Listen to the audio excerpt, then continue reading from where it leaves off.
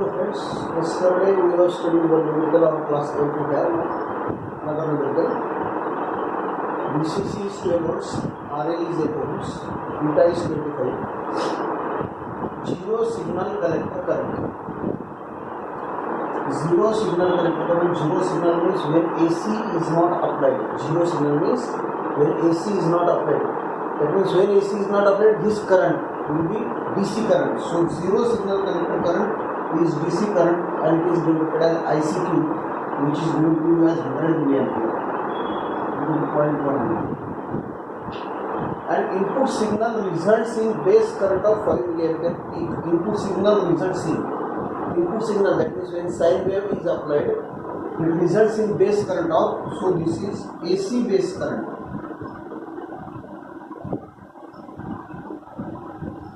Milliampere peak means maximum base current is there. Peak means maximum. Input signal, so input signal is a sine wave, so that results in current, so it will be a AC current. So I will maximum is 5 milliampere. Here we have to calculate input power, output power, and efficiency. So we have the relations. First, input power, VCC into ICQ. So VCC is 12 volt and ICQ is 0.1. 1.2 watts. Output power. We have one relation of output power. IM square RL. IM is maximum collector current. I have already told you. IM is maximum collector current. So it is beta into maximum base current. So beta is 25 and maximum base current is 5. So it is 120 per meter. 0.125. So if this ion is put here, then we output AC. IM square 125 square into RL is 8. It comes out to 125 square 0.065. So this is input power, this is the output power, and then we can calculate third one is efficiency. Output power or input power. Input 100% into 0.065 1.2.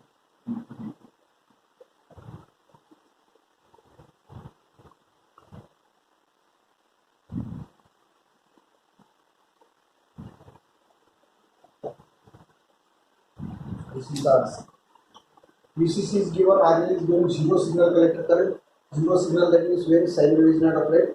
So that zero signal when sine wave is not applied, that means this will be DC current. DC collector current, that is ICQ, 0.1 ampere. 100 milliampere is 0.1 ampere. And input signal results in base current of input signal. When input signal is applied, that means sine wave is applied, then base current will be sine wave current. 5 milliampere peak, that means it is maximum base current. So from that we have calculated maximum collector current. Maximum collector current is nothing but IM. So input DC power, output DC power, output upon input. Okay.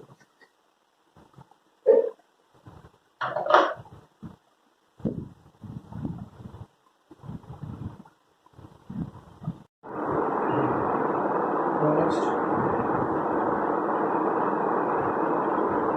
we have studied classic or equivalent of class B. Complementary symmetry class B power. Complementary symmetry class B power. What do you mean by complementary symmetry? A pair of complementary transistors is used. A pair of complementary transistors is used. Now what is meant by complementary transistors? One transistor will be NPN and other will be PNP. Pair of NPN and PNP transistor is known as complementary pair. So using NPN and PNP transistor, class B amplifier is formed. Arrow outside, this is NPN transistor. Arrow inside, this is PNP transistor. Input is applied to base of both.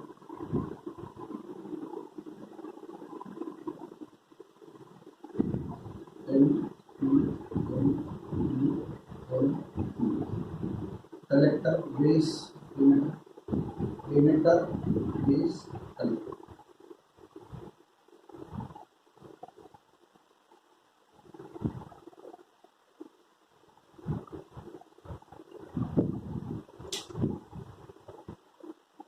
So, since there is no resistor arrangement, since there is no biasing arrangement, this transistor is supplied with positive supply collector, N-type collector with positive supply and P-type collector with negative supply. Collector must be in reverse condition. So N-type collector is with positive supply and P-type collector is with negative supply. There is no bias. Now output is taken on emitter of both. Base is input, emitter is output. That means both the transistors are connected in common collector configuration. Transistor have three terminals: base, emitter, collector. One will be input terminal, that is base. Emitter is pair. Input is given. One is output terminal. Output is taken on emitter of both. So both are common collector configurations. Common collector configuration is a follower configuration. I have already explained you. Common emitter is inverting amplifier. Common base is non-inverting amplifier, while common collector is follower configuration. Common collector is follower. That means output voltage follows input voltage. Output voltage follows input voltage under ideal conditions. If input is 1 volt, output will be 1 volt. If input is increased to 2 volt, output will increase to 2 volts. Output voltage follows input voltage. But for output to follow input, the transistors must be turned on. Transistors must be turned on. So for transistor to turn on, there are two conditions. First, its emitter base must be forward bias and collector must be reverse bias. For transistor to forward bias, there are two conditions. Its emitter base must be forward bias while collectors must be reverse bias.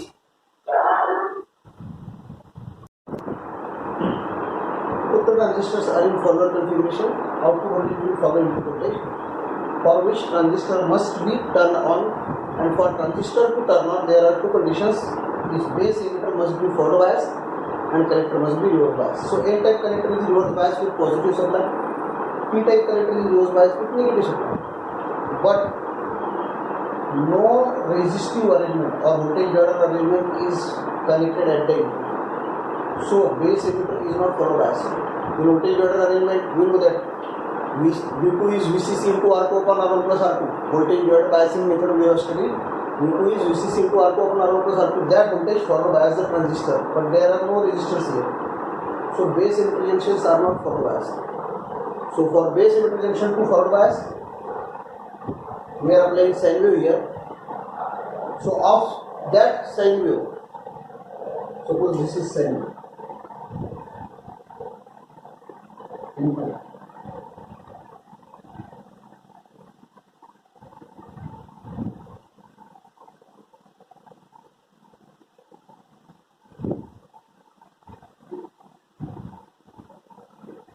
Positive half cycle to P-type base, negative half cycle to N-type base. This positive half cycle will forward bias this transistor, this negative half cycle will forward bias this transistor. Positive half cycle to P-type base will be forward bias. Negative half cycle to N-type base will be forward bias. But if the transistors are silicon, the base emitter voltage must be 0.7 volt.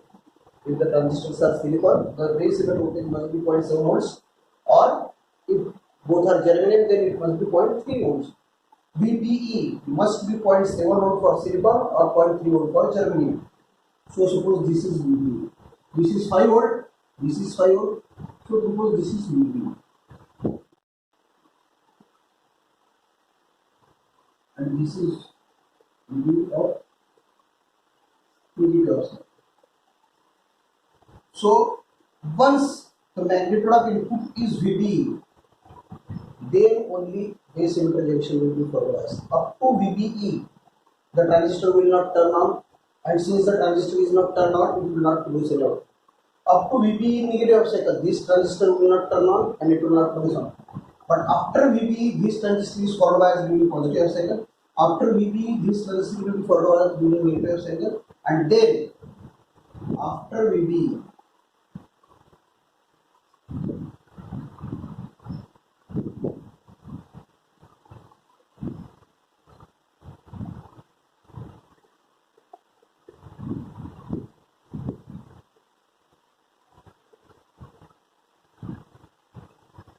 after VBE, after this point, the transistor is forward biased during positive cycle. After this point, transistor will be forward biased during negative half cycle, and then output voltage will follow input. Both the transistors are in follower mode. Output will follow input only when the transistors are forward biased. So the transistors are forward biased when first during positive half cycle input is more than VB, and during negative half cycle input is more than VB. So after this will be the output. This will be the output. Output will follow input once the transistors are forward biased. So we will get output for this much of portion. Output follows input. After this, output follows input. But up to this, since the transistor is not forward biased, there is no output. So this region in which there is no output, the region in which there is the transistors are in non-conducting state, that means the transistors are not on, this region is known as crossover distortion.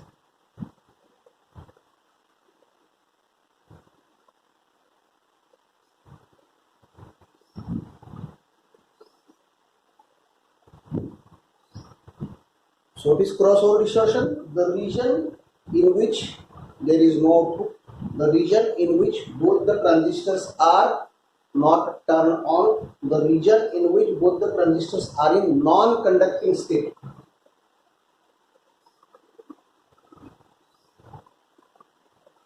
In which the transistors are in non-conducting stage. The region in which the transistors are in non-conducting state is known as crossover distortion. The important term as far as complementary symmetric class B amplifier is concerned. So that is distortion. If you want pure output for transistor to produce output from 0, that means transistor is not turned on at 0, it is not turned off at 180. It is not turned at 0 and it is not turned off at 180. So if you want output equal to input exactly, output equal to input, then junctions are forward biased with sine wave. If you want whole sine wave to appear across the output, you have to forward bias the junction with DC. So you have to provide biasing to this configuration. When biasing is provided to this configuration by using resistors or any other element, when the transistors are properly biased with DC supply, then full sine wave will appear across the output. Here there is no biasing, no voltage divider biasing, so the transistors are forward biased with AC voltage. But if we provide biasing, they will be forward biased with this DC voltage and whole sine wave appear across the output. So this is generation of crossover distortion, and now elimination of crossover distortion. How to eliminate this crossover distortion? It is generated because transistors are forward biased with sine wave. So to eliminate, we have to forward bias the transistors with DC, so that whole sine wave will appear across the output. So the transistors will be forward biased with DC by providing biasing to the. So to eliminate crossover distortion, we have to provide proper biasing to the transistors. So elimination of crossover distortion.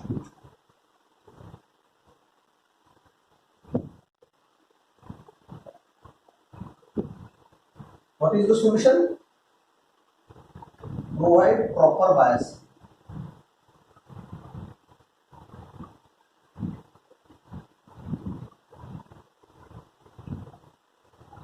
So I am drawing another figure now with proper bias.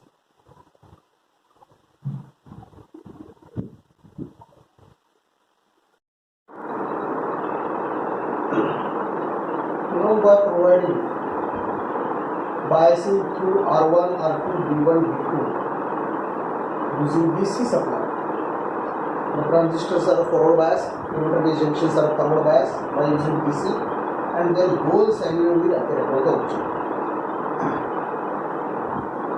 We turn on the supply, current will flow with this configuration, positive to P-type base, negative to N-type base. Through both diodes, the transistors are forward biased. In previous case, this element was not there, so they are forward biased with the sine wave. But now they will be forward biased with this DC supply. Using this diode, this transistor is forward biased. Using this diode, this transistor will be forward biased. And once they are forward biased, whole sine wave will appear across the output. The transistors are biased using resistors R1, R2 and diodes. So now different power relations and efficiency for class B power amplifier. Power relations. Input power that is generated from the supply, VCC. Current that is flowing into collector is direct current, so that is IDC. IDC, we have already stated that IRMS is Im by root 2 and IDC or I average is Im by pi. IDC or I average is Im by pi. But since two transistors are used here, so it is IDC equal to 2 Im by pi. So this is input power. Output power, yesterday we have studied this relation Vm Im by 2. So power is supplied, power delivered to output. This is generated power, this is delivered to output. Generated minus delivered is the remaining power, and this remaining power is distributed in two transistors. Generated power minus delivered power, the remaining power is distributed in two transistors. So generated minus delivered divided by 2 is power dissipation of each transistor. That power is divided in two transistors, so divided by 2. Then efficiency output power upon input power. This upon this. This is output power, this is input power.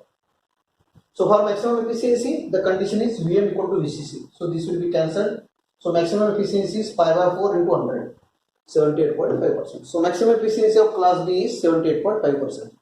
So this analysis, the previous circuit, which is used with two diodes and two resistors to eliminate crossover distortion. Two resistors and two diodes are used, that previous circuit. It is also known as class AB operation of power amplifier, right? It is also known as class AB operation, and its efficiency is 78.5%. The numericals are already there in the notes provided to you, so you can go through the notes. Class A power amplifier and class B power amplifier. There are two power amplifiers, out of which one will be asked in exam. Either expression for efficiency or numerical will be asked. Okay, bye. Thank you.